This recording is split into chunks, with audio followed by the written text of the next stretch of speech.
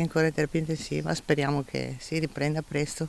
È una brava persona, merita tutto l'affetto da parte nostra. Amici e vicini alla spicciolata raggiungono l'abitazione di Giuseppe e Severina Vettorelli in via Foresto Ovest a Santa Lucia di Piave, dove il cortocircuito di un elettrodomestico in cucina ha causato un incendio al piano terra della bifamiliare. Il fumo nero denso è salito al primo piano dove si trovavano i due anziani coniugi. Mentre il marito di 74 anni è riuscito a uscire e a scendere le scale, la moglie di 75, bloccata all'interno dell'abitazione, è rimasta intossicata.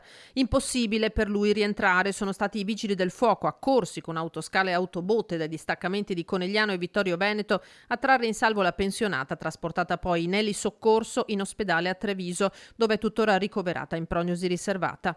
Sul posto si è recato anche il sindaco Fiorenzo Fantinel. La casa è stata dichiarata inagibile. In attesa di notizie sulle condizioni dell'anziana, il figlio e gli amici stanno cercando di ripulire le stanze annerite dal fumo. I vicini hanno portato la loro solidarietà. Li conosco bene fin da piccola, sono delle persone fantastiche, molto bravi, infatti non meritavano no, una cosa così. I due anziani stavano andando a dormire, prima uno scoppio, poi il fumo e il panico. Il marito, solo leggermente intossicato, è stato visitato in ospedale a Conegliano e dimesso. Nella borgata e in paese tutti si augurano che ritorni a casa presto anche la moglie. Sì, sì, sì, sì, speriamo bene proprio per lei. Mi dispiace tanto proprio per lei.